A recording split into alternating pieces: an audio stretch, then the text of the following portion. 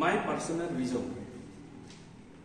যদি রেজিগনেশন লেটারত যদি আগস্ট নেহি সভাপতির নাম যদি উল্লেখ করা নাই, Mansing Rongpi doctor Mansing Rongpi ex M L এর নামে যদি উল্লেখ করা নাই, তেওঁলোকে সংবাদমেল পাতি পেলাই কি আবুল তাবুল মাৰি আছে। ইয়াত দেখোন তেওঁলোকে মিছা কথা কৈছে নেকি? তেতিয়াহ'লে লিখিতভাৱে এটা আৰু ক'ব এটা। তেওঁলোকৰ মিছলীয়া চৰিত্ৰবিলাক আজি উদঙাই দিছো আমি সেইকাৰণে। আৰু তেওঁলোকৰ এই ফটোখিনি হৈছে আচল তেওঁলোকৰ পৰিচয়। তেওঁলোকে কিমান টকাৰ বিনিময়ত তেওঁলোকে কি কৰিছে আমি সকলো তথ্য আপোনালোকক দিম। আমাৰ হাতত সকলো আছে। তেওঁলোকৰ ফটো যদি আমি পাইছো, তেওঁলোকে কি কৰি আছে, ক'ৰ পৰা কি টকা লৈছে, কিমান টকা কি ভাগ কৰিছে, কোনে টকা আনি দিছে, সকলো তথ্য আমাৰ হাততো আছে। গতিকে এইবোৰ হৈছে তথ্য ফটো, উইথ ফটো আমাৰ হাতত আছে। আৰু যদি প্ৰমাণ এইটো মিছা বুলি কয়, আমি তাক ভিডিঅ' পৰ্যন্ত আমি দিব পাৰোঁ। গতিকে তেওঁলোকৰ কথা আমি কি ক'ম, কি কোনটো সময়ত কি ক'ব, তেওঁলোকৰ কথা আমি ধৰিব নোৱাৰো। জিলাৰ পশ্চিম কাৰ্বি আংলং জিলাৰ আমাৰ কংগ্ৰেছ কমিটিৰ হৈ আমি যিবোৰ ইটো সংবাদমেল আয়োজন কৰিছোঁ, তাত উপস্থিত থকাৰ বাবে আপোনালোকক ধন্যবাদ জ্ঞাপন কৰিছোঁ। হয়, অলপ আগতে আমাৰ সাধাৰণ সম্পাদকজনে সকলো কথা প্ৰায় ক'লে। ঠিক আছে, তাৰ কথা লৈ আজিৰ সংবাদমেল আমি পাতিবলগীয়া হ'ল। বিশেষকৈ যোৱাকালি আমাৰ কাৰ্বি আংলং জিলা, পশ্চিম কাৰ্বি আংলং জিলা 4জনমান কংগ্ৰেছ কৰ্মী বা ডিষ্ট্ৰিক্ট কমিটিৰ মেম্বাৰ, তেওঁলোকে ডিষ্ট্ৰিক্ট কমিটিৰ সদস্য হৈ তেওঁলোকে ৰেজিগনেশ্যন এটা লেটাৰ আমাক দিয়া হৈছে। তাৰ বিষয়লৈ আমি আজি সংবাদমেল পাতিছোঁ। প্ৰথম কথাটো সেইটো হ'ল যে আজি 3 মাহ 4 মাহ আগৰ পৰা পশ্চিম কাৰ্বি আংলং কংগ্ৰেছ কমিটিৰ সদস্যৰ ভিতৰতে দুমুখীয়া চৰিত্ৰ 3-4জন ব্যক্তিয়ে কাম কৰি আছে, এণ্টি পাৰ্টি কাম কৰি আছিলে। আমি বহুতখিনি তথ্য পাইছোঁ। তাৰ পাছত আমি 23 তাৰিখ নৱেম্বৰ দেওবাৰ দিনাখন আমি তেখেতসকলক চৌকছ নটিচ দিয়া হৈছে। আৰু তেওঁলোকৰ নাম হ'ল চত্ৰ সিং তেৰণ, আমাৰ ডিষ্ট্ৰিক্টৰ সাধাৰণ সম্পাদক, ৰূপ সিং বমৰুং, দিলীপ সিং হানছে, জেনিছন তেৰণ। তেখেতসকলক আমি চৌকছ নটিচ 23 তাৰিখে আমি দিয়া হৈছে, এইখন চৌকছ নটিচ। কিন্তু 23 তাৰিখৰ ৰাতি আকৌ আমাৰ হাতত আকৌ তথ্য আহি পৰিছে, আপোনালোকক দেখাই দিম। 23 তাৰিখে ৰাতি তেওঁলোকে গুৱাহাটীত গৈ তুলিৰাম ৰভাং ডাঙৰীয়াৰ লগত আকৌ কথা বতৰা পাতিছে। সেই তথ্য আকৌ আমি পাই গলো। লগে লগে আমি তেওঁলোকক অৰ্থাৎ 26 তাৰিখ নৱেম্বৰ তাৰিখে আমি তেওঁলোকক এক্সপেল কৰা হ'ল। তাৰপিছত 27 তাৰিখ যোৱাকালি হঠাৎ তেওঁলোকে মাছ ৰেজিগনেশ্যনৰ নামত ৰেজিগনেশ্যন লেটাৰ আমাৰ অফিচলৈকে আহি তেওঁলোকে দিব আহি। এয়া হৈছে চৰকাৰে আমি দিব বিচাৰিছোঁ। কথাটো হ'ল তেনেকুৱা, ইমানখিনি তথ্যটো আমি তাৰিখ মতে দিম, সময় আমি দেখাম। কিন্তু তেওঁলোকে যদি আমাৰ এই প্ৰেছ মিটৰ আকৌ বিৰুদ্ধে যদি তেওঁলোকে কিবা প্ৰশ্ন কৰে, তেতিয়া আমি সকলো আকৌ ভিডিঅ' উইথ এভৰিথিং আমি দিব পাৰোঁ, দিমেই। গতিকে আজিতো মই ইমানকে ৰাখিম। তেওঁলোকক শুভেচ্ছা জনাইছোঁ, যাতে য'তেই থাকক, চকুৰৰ দিন পাৰ্টিত জিয়ালে যাক, মই তাত আপত্তি নাই, আমাৰ শুভেচ্ছা থাকিব। তেওঁলোকে এই অশিষ্টাচাৰী পাৰ্টিত বিজেপিত যোগদান কৰক, তাত আমাৰ আপত্তি নাই। তেওঁলোকে যদি প্ৰশিক্ষণ ল'বলগীয়া আছে, বিদা সিং ইংলেং MLA, দিপুৰ MLA, তেখেতৰ পৰা প্ৰশিক্ষণ কিবা ল'বলগীয়া আছে যদি লওক, বিজেপিত যাক। যদি বিয়াৰ খাই ভোটৰ লগত ঘূৰি ফুৰিব বিচাৰিছে, তেতিয়াহ'লে দৰসিং ৰংহাং বিজেপিৰ MLA ওচৰত গৈ প্ৰশিক্ষণ লওক। সেইটোৱে তেওঁলোকক মই ক'ব বিচাৰিছোঁ। কিয়নো তেওঁলোকৰ দৰে মানুহ আমাৰ লগত থাকিলে আমাৰ দল ক্ষতি হ'ব আৰু হৈ আছিলে। কিন্তু আজিৰ পৰা আমি মুক্ত হ'লোঁ। আমি এনেকুৱা আৱৰ্জনাৰ পৰা আমি মুক্ত হোৱাৰ কাৰণে আমি নথৈ আনন্দিত হৈছোঁ। গোটেই কাৰ্বি আংলং পশ্চিম কাৰ্বি আংলং জিলা কংগ্ৰেছে আমি নথৈ নন্দিত হৈছো আৰু 10 তাৰিখৰ পৰা তেওঁলোকৰ বিৰুদ্ধে আমি আকৌ বেছিকৈহে আমি যোগদান কাৰ্যসূচীটো ধৰিব পাৰিম ল'ব পাৰিম যোগদান কাৰ্যসূচীটো আৰু যথেষ্ট ভালে হ'ব বুলি আমি আশা ৰাখিছো আকৌ তেওঁলোক নিজে কয় যে মই এজন জ্যেষ্ঠ নেতা কংগ্ৰেছৰ সিনিয়ৰ লিডাৰ বুলি তেওঁলোকে কংগ্ৰেছৰ নীতি আদৰ্শই বুজি পোৱা নাই দেখোন কংগ্ৰেছৰ সংবিধানখিনিও বুজি পোৱা নাই দেখোন কংগ্ৰেছৰ লক্ষ্যখিনি বুজি পোৱা নাই দেখোন তেওঁলোকে ব্যক্তি তেওঁলোকে ডাঙৰ কৰিছে আটাইতকৈ ইম্পৰ্টেণ্ট হৈছে ব্যক্তি কেন্দ্ৰিক হোৱা নিচিনা তেওঁলোকক লাগিছে আচলতে কংগ্ৰেছৰ নীতি আদৰ্শবোৰ তেনেকুৱা নহয় কংগ্ৰেছৰ লক্ষ্য বেলেগ আছে কংগ্ৰেছ দলৰ দ্বিতীয় স্থানত থাকিব কংগ্ৰেছৰ কৰ্মী বা নেতাসকলক তৃতীয় স্থানত ৰাখিব লাগিছিলে তেওঁলোকে লক্ষ্যটো পিছত থৈ দিছে দলটো পিছত থৈ দিছে কোনোবা বেয়া কোনোবা ভাল সেই কথা লৈ পেলাই তেওঁলোকে ৰাজনীতি কৰিছে তেওঁলোকে এজন কংগ্ৰেছ কৰ্মী বুলি নহয় যিকোনো সংগঠনতে তেওঁলোকে দায়িত্ব ল'ব পৰা তেনেকুৱা মগজৰ মানুহ নহয় তেওঁলোকে কাৰণ তেওঁলোকে দল চলা কোনো জ্ঞানে নাই সংগঠন চলা তেওঁলোকৰ জ্ঞানে নাই গতিকে তেওঁলোকে তেনেকে অযোগ্য ব্যক্তি হিচাপে তেওঁলোকে পৰিচিত হৈছে এতিয়া বৰ্তমান তেওঁ কৈছে আগষ্টিন নিংহি এটা দুখাৰত দিছে যে তুলিৰাম ৰহাং ডাঙৰীয়া বা বিজেপিৰ লগত সম্পৰ্ক আছে বুলি আগষ্টিন নিংহি তেওঁলোকে আকাৰ ইংগিত কথা কৈছিলে যোৱাকালি প্ৰমাণ আছে নেকি তেওঁলোকে তেনেকুৱা দেখাব পাৰিব নেকি আমাক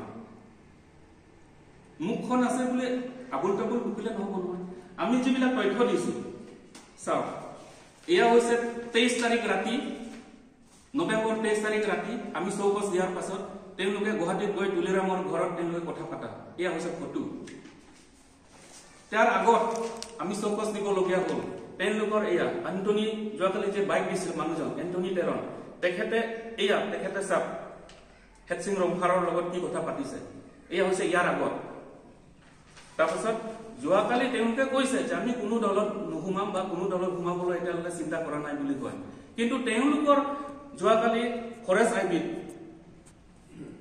কাৰ লগত কথা কোনে স্পন্সৰ কৰিছে আমি সেইখিনিও জানো তেওঁলোকে কি মদ মাংস খাইছে সেইখিনি কথাও জানো ৰাতি ফটো এইখন হৈছে তুলিৰাম ৰংফাৰৰ নেতৃত্বত তেওঁলোকক এইখিনি কাম কৰিবলৈ দি আছে আমাৰ কংগ্ৰেছ দলৰ কাৰণে বা কাৰ্বি আংলং পশ্চিম কাৰ্বি আংলং কংগ্ৰেছ দলৰ কাৰণে যিটো শুভ লক্ষণ বুলি আমি ক'ব বিচাৰিছো আমাৰ মাজত থকা আৱৰ্জনাসকলক সঠিক সময়ত আমি গম পাইছো আৰু সঠিক সময়ত আমি বিচাৰ কৰিব পাইছো সঠিক সময়ত আমি তেওঁলোকক এক্সপেল কৰিবলৈ পাইছো এয়া হৈছে আমাৰ কাৰণে শুভ লক্ষণ কিয়নো বুলি ক'লে আমি এটা সূত্ৰৰে আমি গম পাইছো তেওঁলোকে ফেব্ৰুৱাৰী মাৰ্চলৈকে বিজেপিৰ কাম কৰি যাব কংগ্ৰেছত থাকি এই পৰিকল্পনা আছিলে তেওঁলোকৰ কাৰণে আজি 3 মাহ ধৰি স্পন্সৰ কৰি আছিল আৰু তেওঁলোকে ফেব্ৰুৱাৰী বা মাৰ্চৰ ভিতৰত তেওঁলোকে বৃহৎ যোগদান কাৰ্যসূচী তেওঁলোকে ল'ব বিচাৰিছিলে কিন্তু হঠাৎ আমি এইবোৰ গম পাই আমি তেওঁলোকক পাই আমি নথৈ আনন্দিত হৈছো গতিকে তেওঁলোকক লৈ আমি আৰু বেছি ক'বলৈ মন যোৱা নাই তেওঁলোক অযোগ্য ব্যক্তি ৰাজনীতি কৰিবলৈ ক'তো তেওঁলোকে স্থান নেপাব বা পালে ভাল কথা মই শুভেচ্ছা জনাইছো আমি জিলা সমিতি হয় যতে যাক ভালে কাম কৰক কিন্তু তেনেকে ভুল কাম আৰু ভৱিষ্যত নকৰে যেন তেওঁলোকে বিজেপিত যাব বিচাৰিছে যাক শুভেচ্ছা জনাইছো কিন্তু বিজেপি কি দল আমিও জানো বিজেপিত বৰ্তমান লুণ্ঠনকাৰী চলি আছে লুণ্ঠনকাৰী হত্যাকাৰী অভদ্ৰামী অশিষ্টাচাৰী তেনেকুৱা ব্যক্তিবিলাক ভৰ্তি হৈ আছে তেওঁলোকে তাত গৈ কি কৰিব প্ৰশ্নবোধক চিন আমি বেছি কৈ লাভ নাই তেওঁলোকৰ কথা তেওঁলোকে যোৱাকালি 40-50-60 জনমান মানুহ গোট খুৱাইছে ঠিক আছে তেওঁলোকে কি কৈছে সেইসকলক নিচা প্ৰলোভন নিচা কথা কৈহে লৈ আনিছে জিলা কংগ্ৰেছ পশ্চিম কাৰ্বি আংলং জিলা কংগ্ৰেছৰ সভা আছে আপোনালোকে যাব লাগিব কিছুমান অসুবিধা আছে তাত আলোচনা কৰিব লাগিব তেনেকৈ বুলি কৈ তেওঁলোকে গাঁৱৰ পৰা মানুহ লৈ আনিছে আমি মানুহকেইটাক চাইছো কংগ্ৰেছৰ কৰ্মীও নহয় কিছুমান দুই এজন কেতিয়াবা দেখা পাওঁ দুই এজন কিন্তু বিজেপি মিটিঙত যোৱা মানুহে আমি যোৱাকালি দেখা পাইছো কিন্তু ঠিক আছে যি হওক তেওঁলোকে কংগ্ৰেছ মিটিং আছে বুলি তেওঁলোকক লৈ আনিছে ইয়াত আহি পাই দেখোন কথাটো ওলোটা সেইকাৰণে তেওঁলোকে যোগদান কাৰ্যসূচীটো হাতত ল'ব সাহস কৰা নাই তেওঁলোকৰ লগত আহা মানুহখিনি তেওঁলোকে কংগ্ৰেছ এৰিব মন যোৱা নাই, তেওঁলোকে বিজেপি জইন কৰিব মন যোৱা নাই। গতিকে তেওঁলোকৰ মাজত এটা ডাঙৰ এটা সমস্যা হ'ল। গতিকে তেওঁলোকে কি কৰিব? মিছা কথা কিমান বাৰ ক'ব, টেঙা আম কিমান বাৰ তেওঁলোকে বেচিব, লাজৰ কথা। গতিকে তেওঁলোকৰ কথা আৰু মই বেছি নকওঁ। তেওঁলোক য'তে যাক যে কৰক এইটো ডাঙৰ কথা নহয়, কিন্তু আমি পৰিষ্কাৰ হৈছো। আমাৰ দলত থকা আৱৰ্জনাখিনি আমি আঁতৰাব পাই আমি নথৈ আনন্দিত হৈছো। আৰু তেওঁলোকে যিমান শক্তি প্ৰয়োগ কৰক,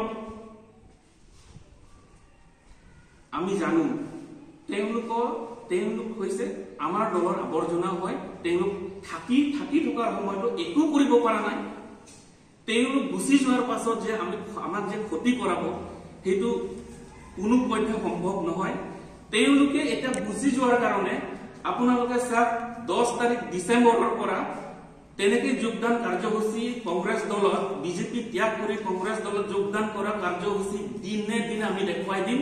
আৰু 10 তাৰিখ ডিচেম্বৰৰ পৰা 10 তাৰিখ আগতো আকৌ যোগদান কাৰ্যসূচী হ'বই। আমৰি সমষ্টিত হ'ব, চিন্ধঙত হ'ব, চৌচেঙতো হ'ব, আমাৰ ইয়াতো হ'ব, বিথুঙতো হ'ব। একদম 100% 10 তাৰিখ ডিচেম্বৰত আমি দেখুৱাই দিম কিমান কাৰ্যসূচী আমি ল'ম, কিমান যোগদান কাৰ্যসূচী আমাৰ তাত হ'ব। তেওঁলোকে দেখা পাব বা বিজেপি চৰকাৰে আমাৰ দেখা পাব বা অসমৰ ৰাইজে, কাৰ্বি আংলঙৰ ৰাইজে গোটেই কথাটো তেতিয়াহে গম পাব। কিন্তু তেওঁলোকে বৰ্তমান যোৱাকালি ছ'চিয়েল মিডিয়াত অকণমান তেওঁলোকে হুলস্থুল লগালে, কিন্তু তেওঁলোকৰ লগত কোনো মানুহ নাই। তেওঁলোকে আমাৰ দলত থাকিও আমাৰ দলৰ বিৰুদ্ধে কাম কৰা মানুহ হয়। তেওঁলোকে আমাৰ দলত এক্টিভ মেম্বাৰো নহয়। তেওঁলোকক আমি পদ দিছিলো চিনিয়ৰ মেম্বাৰ বুলি, চিনিয়ৰ কংগ্ৰেছ বুলি 2-4জনক আমি এক্টিভ হওক বুলি ক'লে তেওঁলোকক জেনেৰেল ছেক্ৰেটাৰী পদ দিছো, ভাইচ প্ৰেচিডেণ্ট পদ দিছো, তেওঁলোকক বিচাৰমতে দিছো। কিন্তু আচলতে তেওঁলোকে সেইখিনি কাম কৰিবলৈ পদ বিচৰা নাছিলে। তেওঁলোকে দলক ক্ষতি কৰিবলৈহে পদটো বিচাৰিছিলে। পদটো পোৱাৰ লগে লগে তেওঁলোকে এতিয়া ছ'চিয়েল মিডিয়াত গৈছে, মিডিয়াৰ আগত গৈছে, মোৰ পদ তেনেকুৱা, মোৰ পদ তেনেকুৱা, আমুকৰ পদ তেনেকুৱা, আমি ত্যাগ কৰিছো বোলে।